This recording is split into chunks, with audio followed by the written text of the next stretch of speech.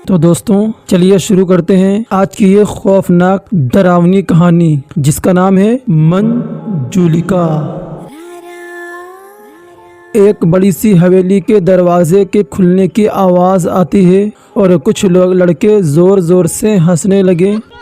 एक लड़के ने कहा, वाह देखा, आखिरकार हम पहुंच ही गए। अब देखना बहुत ही ज्यादा मजा आएगा हमें, हम यहाँ पर खूब मस्ती करेंगे रात में। तो दूसरे लड़के ने कहा, अरुण मजा तो खूब आएगा लेकिन हाँ यहाँ थोड़ा संभल के रहना होगा। बड़ी मुश्किल से हमें इस हवेली में रहने की परमिशन मिली है, इसलिए यहाँ की किसी भी चीज़ को बिल्कुल भी नुकसान मत पहुँचाना वरना हमें भारी पड़ सकता है। तो अरुण ने कहा, ओहो अतुल ठीक है ना, हम ध्यान रखेंगे हम लोग, लेकिन एक बात है मस्ती तो खूब करूँगा मैं। अच्छा चलो चलो पहले अब हम जल्दी से अपना कमरा देख लेते हैं, मैं तो जा रहा हूँ भाई।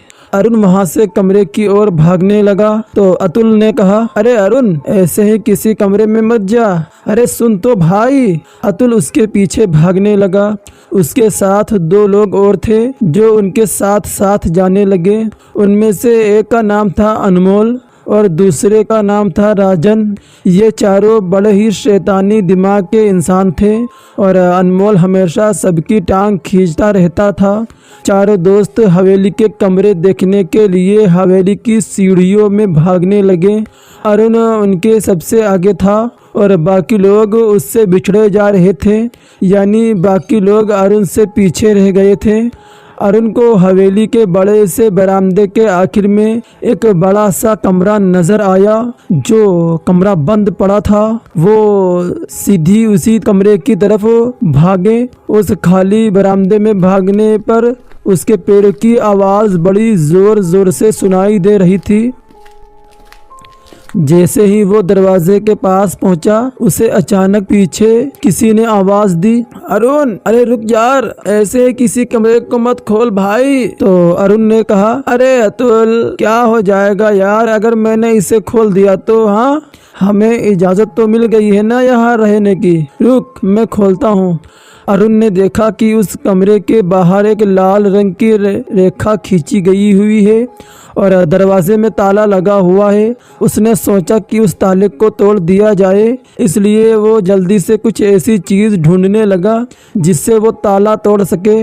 अतुल, अनमोल और राजा भी उसके पास आ गए। अरुण ने कहा, अरे यार सेठ ये ताला, हाँ याद आया, मेरे बैग में एक हथौड़ा है, उससे सारा काम बन जाएगा। तो अनमोल ने कहा, अरे यार ये हमें ज़रूर मरवाएगा। अरुण मत कर यार, यहाँ और भी रूम खाली हैं और खुले हुए भी हैं, चल चलते हैं ना। लेकिन अरुण उसकी नहीं सुनता और वो बैग से हथौड़ा निकालकर ताले को तोड़ने ही वाला था कि अतुल ने कहा, बिल्कुल नहीं, हमारी सारी मेहनत बेकार कर देगा यार तू, चल यहाँ से, जो रूम हमें दिया गया है उसी में रहेंगे हम। अतुल उसका हथौड़ा पकड़कर अपने साथ ले जाने लगा। इसके बाद वो लोग हवेली के एक कमरे में दाखिल हुए जो पहले से ही उनके रहने के लिए ही खोला गया था।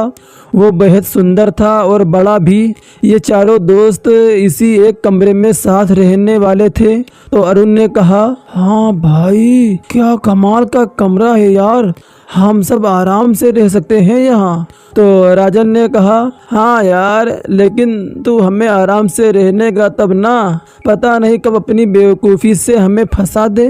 तो अनमोल ने कहा, बात तो ठीक कह रहा है यार तू, अरुण थोड़ा यार संभल के तू रहना, हमें अगला एक हफ्ता यहाँ बिताना है।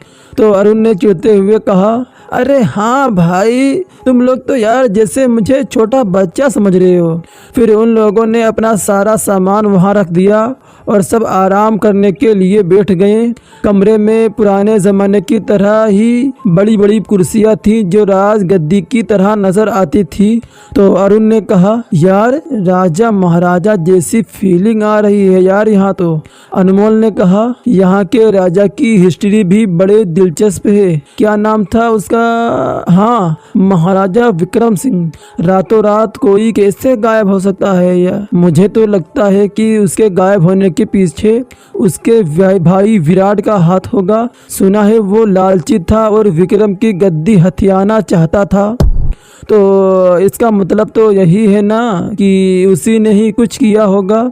तो राजन ने कहा, क्या पता, कुछ भी हो सकता है। मैंने सुना है कि उसकी सेना में भी कुछ गद्दार थे जो उसे मारना चाहते थे, तो मुझे तो विक्रम के गायब होने के उसी का हाथ लगता है। तो अतुल ने कहा, हाँ यार, कुछ भी हो सकता है। अब उसका भाई ही तो था उसका दुश्मन, और उसके अलावा उसके सैनिक थे जो दुश्मनों से मिले हुए थे, तो इनमें से ही कोई होगा। खैर छोड़ो ये सब, हम सब सो जाते हैं।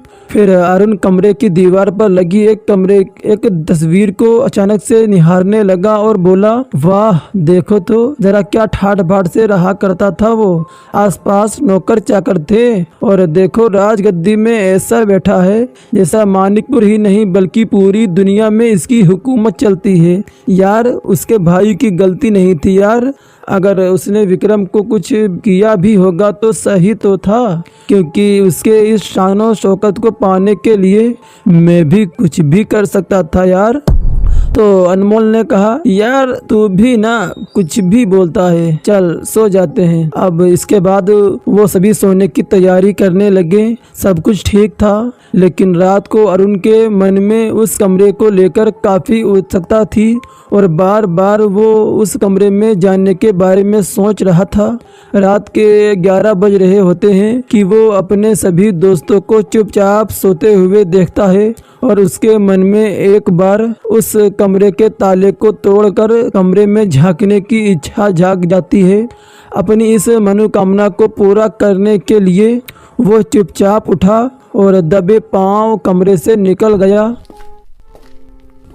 उस समय हवेली में घना सन्नाटा छाया हुआ था, साथ ही साथ अंधेरा भी था, और बरामदे में छोटे छोटे आले से आने वाली चांद की रोशनी ही दिखाई दे रही थी। अरुण चुपचाप उस कमरे की ओर बढ़ता गया, और जैसे ही वो कमरे के सामने पहुंचा तो उसकी आंखें खुली की खुली ही रह गईं। उसने उस कमरे को खुला हुआ पाया, और साथ ही उस कमरे में किसी की परछाई भी देखी। अरुण बोला, ये कौन है? किसने तोड़ा होगा ये ताला? कहीं कोई चोर तो नहीं है? अरुण कमरे के अंदर झांकने लगा और उसने देखा कि अंदर कोई भी नजर नहीं आ रहा सिवाय अंधेरे के। वो उस लाल रेखा के पार ही खड़ा था जो कमरे के आगे बनाई गई थी, लेकिन उसका चेहरा कमरे के अंदर था। वो कमरे के अंदर एक कदम रखने ही वाला था कि अचानक से हाथ में कुछ लिए हुए एक आदमी उसके सामने आया और चीखा, बचाओ, भूत भूत। अब एक पल के लिए अरुण की मानो जान ही निकल गई और वो भी चीखा, भूत बचाओ। डर के मारे वो जमीन पर बैठ गया और उसने हनुमान चालीसा पढ़ना शुरू कर दिया। भूत पिशाच। तभी उसे वो आवाज जानी पहचानी लगी और उसने देखा कि अनमोल हाथ में हथौड़ा लेकर खड़ा हुआ था। वो बिल्कुल चौंक गया उसे देखकर। उसने कहा, अनमोल तू यहाँ क्या कर रहा है? अनमोल ने भी अरुण को सामने पाया तो वो भी चौंक गया। वो बोला, वो दरअसल मुझे भी इसी कमरे को देखने की बड़ी इच्छा थी यार, तो मैं भी आ गया। तो अरुण ने कहा कि क्या कहा? लेकिन कुछ देर पहले तो तू मुझे शिक्षा दे रहा था। खैर फिर तेरे बिस्तर पर कौन सोया बे? अनमोल ने कहा, वो मैंने अपनी जगह पे तकिए रख दिए और उस पर चादर डाल दी। अरुण ने कहा, वाह बहुत ही नेक काम किया है ना तूने, मुझे डरा भी दिया साले। वो खड़ा हो गया और बोला, चल अब बता क्या मिला तुझे इस कमरे में? और यहाँ पर लाल रेखा कुछ मिटी हुई दिख रही है, और ये ताले के ऊपर लाल रंग का निशान क्यों बना है? अनमोल ने कहा, अरे छोड़ो ना यार, क्या करना है उससे हमें? आना जल्दी अंदर आना, देखे तो जरा क्या क्या है इस कमरे में। इसके बाद अरुण तुरंत उस कमरे में घुस गया और उसके बाद अचानक से उस कमरे में काला धुआं सा भर गया, जिससे और भी उन्हें खांसी आने लगी। फिर कमरे का दरवाज़ा अचानक से बंद हो गया और दोनों डर गए। अनमोल ने कहा, जरूर हवा से हुआ होगा यार। अरुण ने अपने मोबाइल का टॉर्च ऑन किया और फिर वो लोग कमरे का ब्यौरा लेने लगे।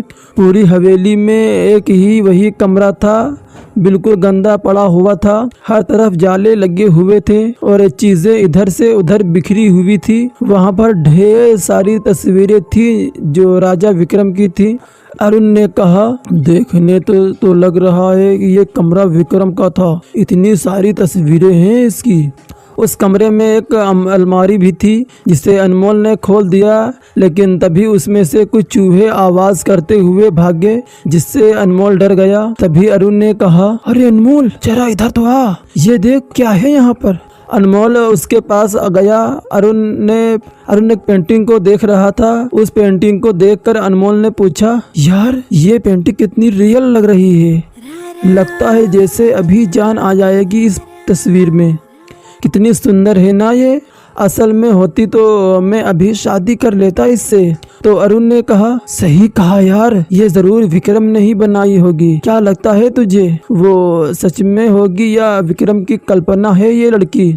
अनमोल ने कहा, मुझे तो लगता है उसकी कोई प्रेमिका होगी ये। मैं तो ये पेंटिंग अपने साथ घर लेकर जाऊंगा भाई, चल पकड़ इसे। अरुण ने कहा, लेकिन यार किसी को पता चला तो दिक्कत तो नहीं होगी। अनमोल ने कहा, अरे कुछ भी नहीं होगा, चल चलते हैं, इससे पहले कि राजन और अतुल उठ जाएं। फिर वो लोग उस पेंटिंग को लेकर बाहर वापस अपने कमरे में आ गए। इस बीच उन्होंने ये ध्यान नहीं दिया कि उन्होंने उस कमरे का दरवाज़ा खुला ही छोड़ दिया था और उनके जाने के बाद वो दरवाज़ा अपने आप ही बंद हो गया। अगली सुबह जब सब सोकर उठे तो सबसे पहले तैयार होकर वो लोग पहुँचे हवेली की छत पर, जहाँ से पूरा मानिकपुर गांव नज़र आ रहा था। राजन ने जोर से चिल्लाया, गुड मॉर्निंग मणिपुर। उसकी आवाज़ आसपास गूंजने लगी और सब हंसने लगे। राजन ने कहा, अरे वाह, क्या अच्छी जगह है यार। अच्छा हुआ कि मैं यहाँ आ गया तुम्हारे साथ इस हवेली की डॉक्यूमेंट्री बनाने, वरना ये सब कुछ मिस कर देता मैं। वैसे काम कब से शुरू कर देंगे। तो अतुल ने कहा, बस आज से ही। मैंने हवेली के बरामदे में कैमरा भी लगा दिया है। जो बात हवेली के बारे में फैली है ना कि यहाँ पर कोई भूतिया औरत रहती है, उसे हम जल्दी ही गलत साबित कर देंगे और फिर देखना इस हवेली का मालिक हमें कितने पैसे देगा। दरअसल ये चारों दोस्त इस हवेली में डॉक्यूमेंट्री बनाने आए हुए थे।